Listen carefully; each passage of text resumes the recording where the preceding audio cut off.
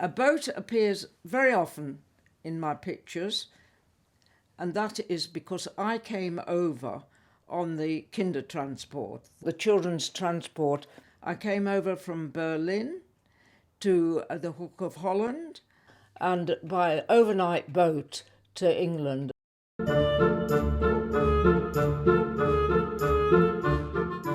How I started my love for art was that I had a book, Dr. Dolittle.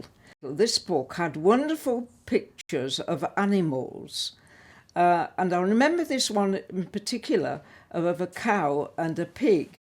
And I had a few crayons and I coloured the book in. It was so magical for me to be able to create something with my hands.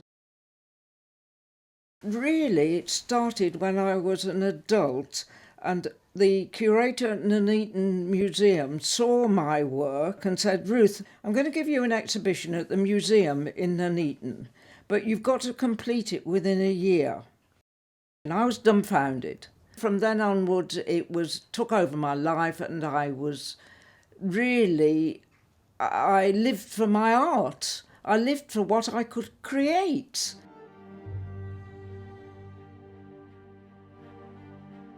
These were all displayed in Nuneaton.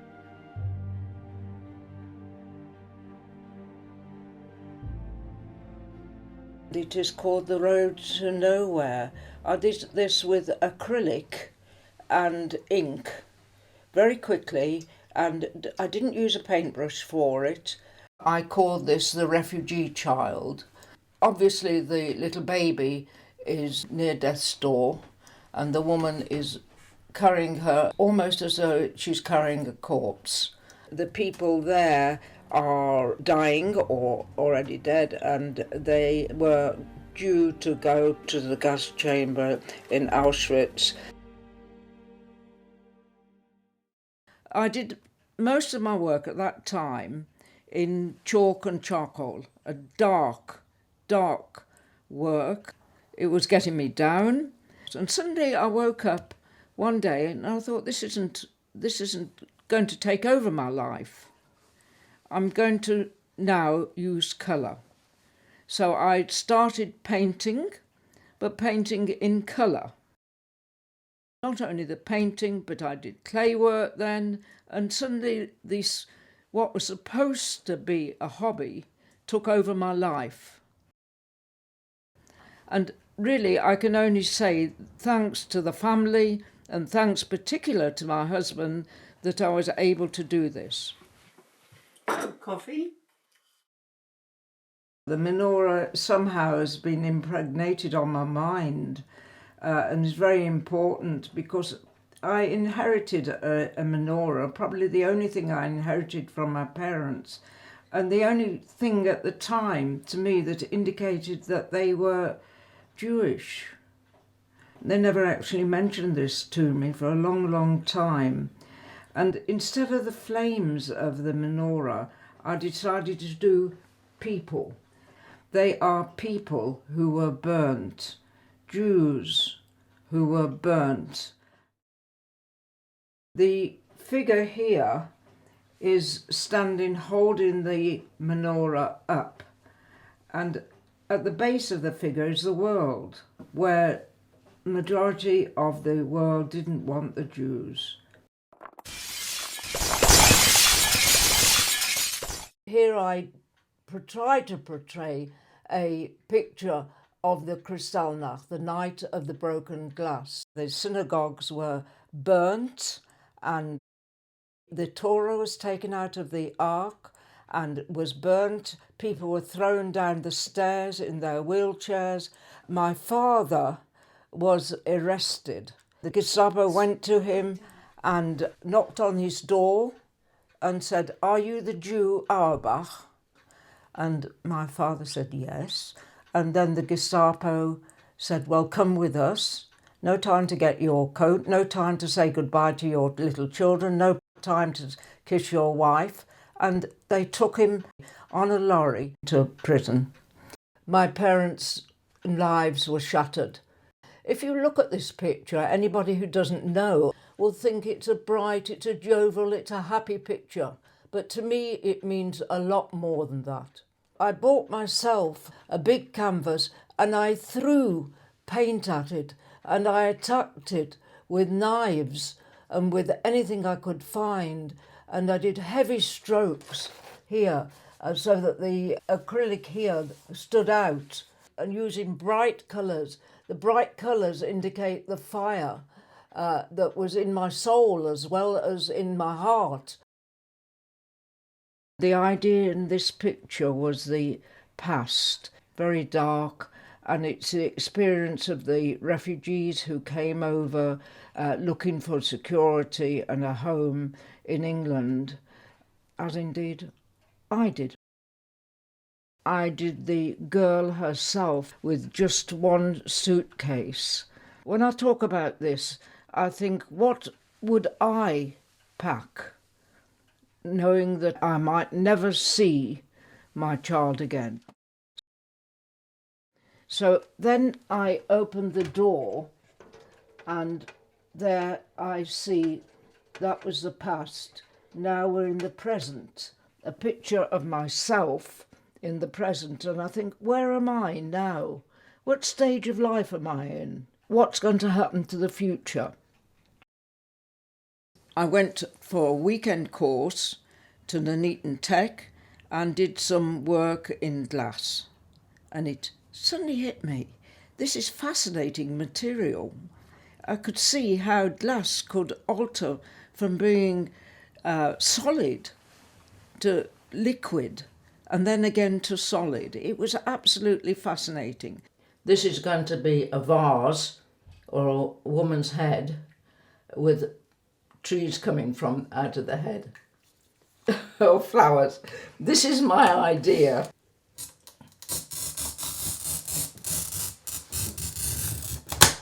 Take it to the edge. And it follows the line. Now, it might make bigger. That's exactly what I thought would happen. It hasn't, we can make use of that.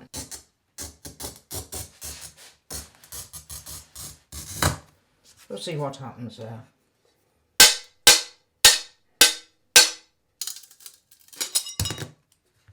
There we go. So now you see we've already got the rough shape of the face.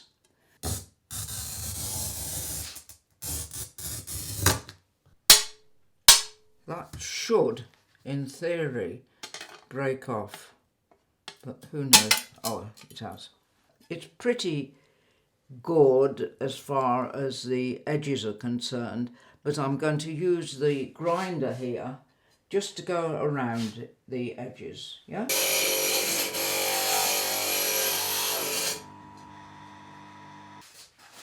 What I'm going to do now is I'm going to embellish it with various pieces of glass. What I'm doing is building it up, but when it goes in the kiln, one piece will go on top of the other and they will actually fuse together. It'll look, hopefully, like one big piece. We're going to fill that in with little odd bits I've got. I'm going to put this piece onto the base glass. And I've got to be very careful now so that the pieces don't get dislodged. I'm going to get more little pieces out of my magic box and put them on, and then we're going to break some pieces and scatter them, and then we'll put glazes on the base. So we're really going to do it. It's really going to be over the top when it's done, hopefully. These are the glazes and more in there. Look at that beautiful yellow. That's lovely.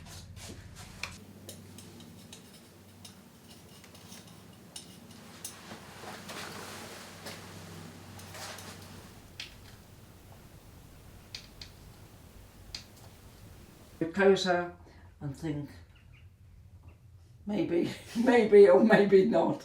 I have a solution now, and the dustbin is right close to the workshop. So, but you're not going to go to the dustbin, no. Right, close it. This picture went in the kiln, flat in the kiln with the bits on top for about 15 hours before I could actually get it out. Had I taken it out earlier, as sometimes I do because I'm a little bit impatient, in fact I'm very impatient, the risk is that it has stress and then it cracks. I decided that not to put a background to it, so that if it is put against the wall, that actually shows through, the colour will show through. You can also have it against the light, and then you get almost a different image altogether. Another method which I like is to get a leaf, and you put the leaf down in the kiln and you put the clear glass on top of it, and hey presto. That one has been done with just hammering this piece of glass. It was a whole pane, hammering it, finding the pieces, putting them together as a jigsaw. It's done in no time. My parents hadn't told me anything about my life story when I was a child. So I had to imagine what it must have been like for them as German Jewish refugees driven from the country they loved. So I thought the best way for me to work is in glass, and I will do their story in glasswork. Glass is fragile, human life is fragile, love is fragile. This couldn't be a better way of working. Now this here is probably my favourite one, and I think it was the first one I did with a glass to indicate my parents' life. They had a dream. They were young lovers, and here it shows his arm is round her, protecting her. At the bottom here, you can see I did something that could be a boat or something that could be an eggshell. Why an eggshell? An eggshell is fragile. Glass is fragile. Life is fragile. Love is fragile. And so to me, that indicated everything that I felt about my parents at that time. My parents started their happy life and built a farm in Estorf. They were very, very happy there.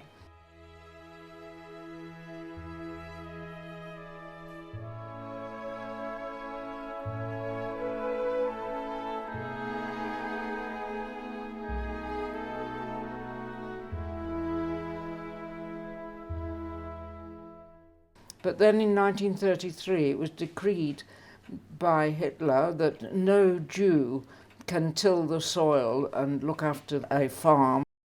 My parents had to leave the farm in 1936. Their lives were in chaos. This picture, it's chaos, it indicates chaos. Most of my pictures have boats, birds and a menorah. The bird represents flight. My parents moved to a farm in Austria, but within 2 years Austria was annexed to Germany, and shortly after that was Kristallnacht. My father was arrested and they took him to prison, then on to Dachau concentration camp. And this all because he was Jewish, which I still can't understand. My mother was given the order to leave the farm, and here I've done this picture of her being driven out of the country she loved. The figure at the back represents Germany, so the figure is chasing her out of the country she actually loves. My mother was left alone on the farm with 3 little children, and what to do? The Jewish organisation came to her and said, "Look, Hilda, I can help you." They said, "Well, we will take one of your children and put him or her on the Kindertransport. We will make sure that he or she is safe and gets over to England. It was a dilemma for her. Which child? Which child did she love least? This is what I thought all the way through my life, really. Why did she let me go? They said it's easier for a girl, for us to be fostered than to have boys. So my mother had no option to let me go. The organisation said, but she must go to an orphanage because children from an orphanage will be able to have priority. They'll go on a collective visa to England. I came over on the Kindertransport. I was then handed over to my foster parent. I was there for 14 months. I think it was probably the first time I felt secure. I felt really loved. In the meantime, my father was released from concentration camp because my mother managed to get a visa for him. My mother got out with the two boys, and the family eventually got together in England, in Nuneaton.